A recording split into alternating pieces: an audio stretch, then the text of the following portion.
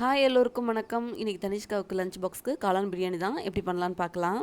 குக்கரில் 2 குழிக்கரண்டி எண்ணெய், 1 ஸ்பூன் நெய் விட்டுட்டு அதில் 4 பெரிய வெங்காயம், கொஞ்சோண்டு சால்ட் ஆட் பண்ணி நல்லா வதக்கிக்கணும். வெங்காயம் நல்லா வதங்கணும். வதங்கினதுக்கப்புறம் 2 ஸ்பூன் இஞ்சி பூண்டு பேஸ்ட்டு அதையும் நல்லா வதக்கிக்கோங்க. 3 பச்சை மிளகா, 2 தக்காளி அதையும் போட்டு வதக்கிக்கணும். இந்த சைட் பை நம்ம வந்து காளானை கட் பண்ணிக்கலாம். கொத்தமல்லி, புதினா ஒரு கைப்பிடி 2ஐயும் சேர்த்து ஆட் பண்ணிவிட்டு 1/4 ஸ்பூன் மஞ்சத்தூள், 2 ஸ்பூன் மிளகாய்த்தூள் ஆட் பண்ணிக்கோங்க. நான் காட்டுற சின்ன ஸ்பூனில் நான் சொல்கிறேன். அதுக்கப்புறம் 2 ஸ்பூன் தயிர் ஆட் பண்ணிவிட்டு நல்லா வதக்கிடணும். அதுக்கப்புறமேட்டு காளானை ஆட் பண்ணிவிட்டு எண்ணெய் பிரிஞ்சு வர வரையும் வெயிட் பண்ணுங்கள். 1/2 கிலோ பாஸ்மதி ரைஸை 20 நிமிஷம் ஊற வச்சு வச்சுருந்தேன். அதையும் ஆட் பண்ணி இந்த மசாலாவோடு நல்லா ஒரு மிக்ஸ் கொடுத்துக்கோங்க.